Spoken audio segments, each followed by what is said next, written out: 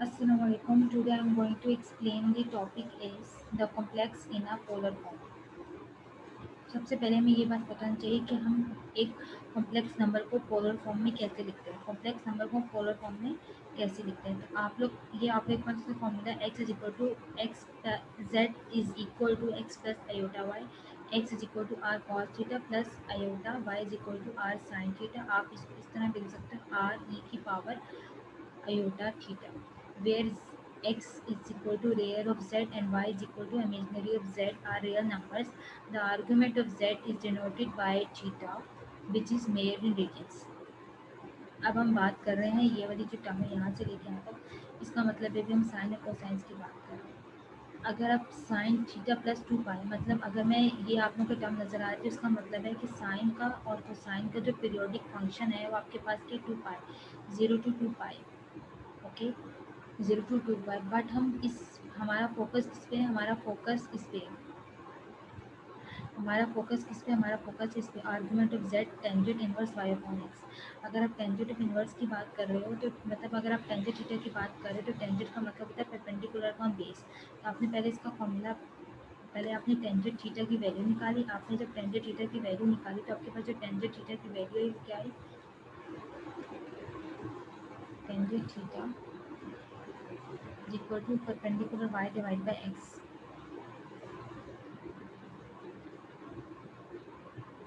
Okay, but फिर आपने theta अपने लेफ्ट साइड पे रखा और राइट साइड पे टेंजेंट ऑफ इनवर्स लेके, क्योंकि आप जब लेफ्ट साइड पे लेके जाएंगे तो टेंजेंट इनवर्स हो जाएगा। That is called argument of Z.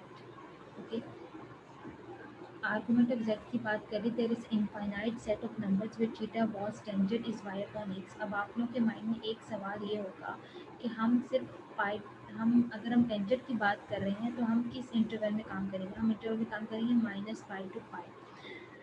-π to π, the corresponding between OP and polar coordinates r, theta of P is 1 to 1।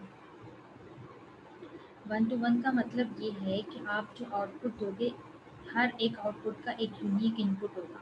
ऐसा नहीं कि आप आउटपुट एक दो और आपके दो इनपुट, अगर आप इनपुट एक दो और आपके दो आउटपुट आ जाए, मतलब आप जो इनपुट करोगे वही आपका यूनिक आउटपुट आएगा।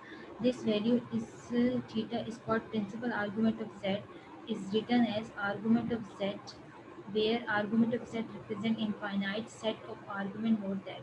अब आप लोगों के पास ये फॉर्मूला नज़र आ रहा है, इस फॉर्मूले को हम किससे रिप्रेजेंट करते हैं, जनरल फार्मूला। जनरल फार्मूला का मतलब ये है कि प्रिंसिपल आर्गूमेंट को आप ऐड कर दोगे +2k पाई, और के आपके पास क्या है, कोई भी इंटीजर है, +-1 +-2। अगर आप के ज़ीरो पुट करते हो तो इसका मतलब आपकी रोटेशन क्या हो जाएगी, ज़ीरो हो जाएगी। और अगर आप के +1 और -1 पुट करते हो तो आपकी रोटेशन क्या होगी, 2 पाई, मतलब 2 पाई तक, 0 to 2 पाई तक आपकी हो जाएगी। मीन्स आपकी फर्स्ट रोटेशन हो जाएगी। अगर आप 2 पुट कर रहे हो तो दो रोटेशन हो जाएगी, काउंट हो जाएगी। बट एक बात याद रखिएगा, इसमें से पॉजिटिव का मतलब है एंटी क्लॉकवाइज और नेगेटिव का मतलब है नेगेटिव का मतलब है क्लॉकवाइज। आर्गूमेंट ऑफ जेड का मतलब है कि आप टोटल एंगल जो फाइंड आउट करते हैं उसमें प्रिंसिपल आर्गूमेंट और 2k पाई ऐड करते हैं। अब हम बात कर लेते हैं कि प्रिंसिपल आर्गूमेंट हम फाइंड आउट कैसे करेंगे। अब आप लोग को ये फोर क्वाड्रेंट्स है। फोर क्वाड्रेंट का मतलब ये है कि अगर मैं बात कर रही हूँ,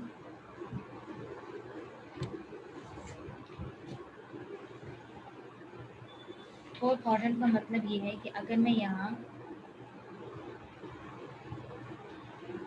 first, second, third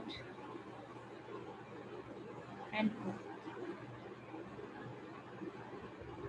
first quadrant में आपका क्या X greater than zero and Y भी ग्रेटर देन जीरो, तो automatically R tangent of X का मतलब है argument of Z is always positive.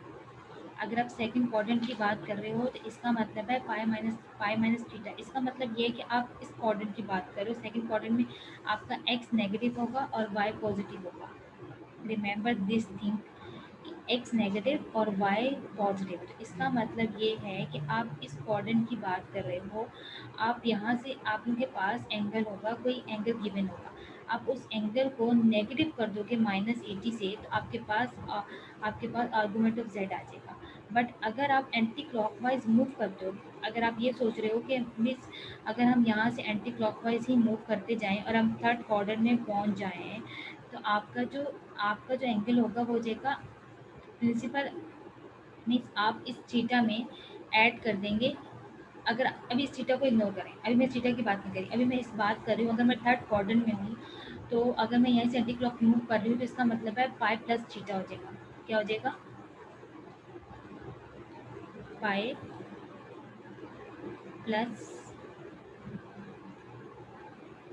Theta हो जाएगा। बट हम किस इंटरवल में घूम रहे हैं? हम घूम रहे हैं -पाई टू पाई। ये तो पाई से बड़ी वैल्यू चली जाएगी, इसलिए हम लोग क्या करेंगे, पहले हम एंटी क्लॉकवाइज मूव करेंगे अगर हम फर्स्ट से सेकंड क्वाड्रेंट तक जा रहे हैं। बट जब हम थर्ड क्वाड्रेंट में जब हमारी कोई वैल्यू थर्ड क्वाड्रेंट में आती है तो इसका मतलब है एक्स नेगेटिव है और वाई भी नेगेटिव है। तो इसका मतलब हम कैसे मूव करेंगे? हम मूव करेंगे यहाँ से क्लॉकवाइज। सही है। जब हम क्लॉकवाइज मूव करेंगे तो इसका मतलब है कि आप इस अगर हम सेकंड क्वाड्रेंट में तो हमारा पाई पॉजिटिव था, हमारा पाई नेगेटिव हो जाएगा क्योंकि ये एंटी क्लॉकवाइज था। जब हम क्लॉकवाइज में आएंगे तो इसके साइन क्या हो जाएंगे? चेंज हो जाएंगे। पाई पॉजिटिव था नेगेटिव हो गया, और ये नेगेटिव था ये क्या हो जाएगा? पॉजिटिव। ओके, अगर आप फोर्थ क्वाड्रेंट की बात कर रहे हो सेम, ये पॉजिटिव था तो ये नेगेटिव हो जाएगा। Okay, thank you so much.